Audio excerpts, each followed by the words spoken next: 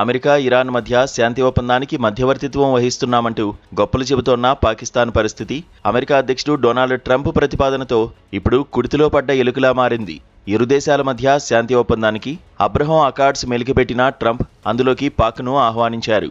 దీంతోపాటు ఈ ఒప్పందానికి సంబంధించిన ట్రంప్ చేసిన పోస్ట్ పాక్ ప్రధాని షహబాజ్ షరీఫ్ పరువు తీసింది. అయితే పశ్చిమాసియాలో సరికొత్త వ్యూహాల మార్పుల కోసం ట్రంప్ ఒక భారీ ప్రణాళికను సిద్ధం చేశారు.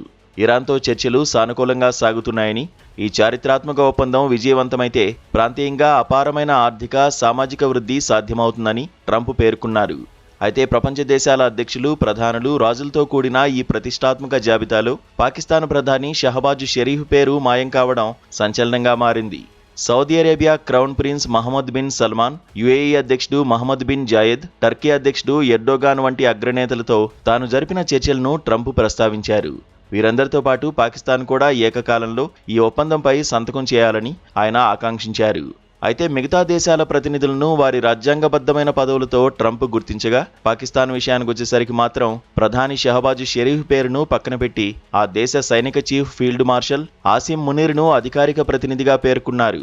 ఇటీవలే ఇస్లామాబాద్లో అమెరికా, ఇరాన్ సంబంధాల నేపథ్యంలో జరిగిన దౌత్యపరమైన భేటీలో కూడా ఆసిం మునీరే కీలక పాత్ర పోషించారు. ట్రంప్ చేసిన ఈ ఒక్క పోస్ట్తో పాక్ ప్రధాని పరువు పోయిందని సోషల్ మీడియా వేదికగా నెటిజన్లు కామెంట్స్ చేస్తున్నారు.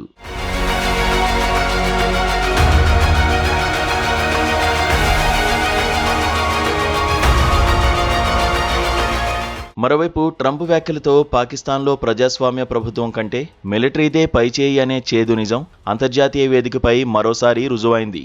పాక్ స్వాతంత్ర్యం పొందినప్పటి నుంచి జాతీయ భద్రత, విదేశాంగ విధానాలపై అక్కడి సైన్యమే నిర్ణయాత్మక శక్తిగా ఉంటూ వస్తోంది. ఈ ద్విముఖ పాలనకు చరిత్రలో అనేక ఉదాహరణలు ఉన్నాయి. ముఖ్యంగా 1999లో అప్పటి భారత ప్రధాని అటల్ బిహారీ వాజ్పేయి, పాక్ ప్రధాని నవాజ్ షరీఫ్లు చారిత్రాత్మక లాహోర్ ప్రకటన ద్వారా శాంతి కోసం ప్రయత్నించారు. కానీ ప్రధానికి తెలియకుండానే జనరల్ పర్వేజ్ ముషారఫ్ కార్గిల్ ఉద్దేశపూర్వక దురాక్రమణకు పాల్పడ్డారు. ఆ తర్వాత అదే ఏడాది అక్టోబర్లో ముషారఫ్ సైనిక తిరుగుబాటు చేసి నవాజ్ షరీఫ్ను నిర్బంధించి సైనిక పాలనను విధించారు. చారిత్రాత్మకంగా పాకిస్తాన్ ఇజ్రాయెల్ను ఒక స్వతంత్ర దేశంగా గుర్తించడానికి నిరాకరిస్తూ వస్తోంది. స్వతంత్ర పాలస్తీనా రాజ్యం ఏర్పడిన తర్వాతే సత్సంబంధాలు ఉంటాయని ఆ దేశం చెబుతోంది.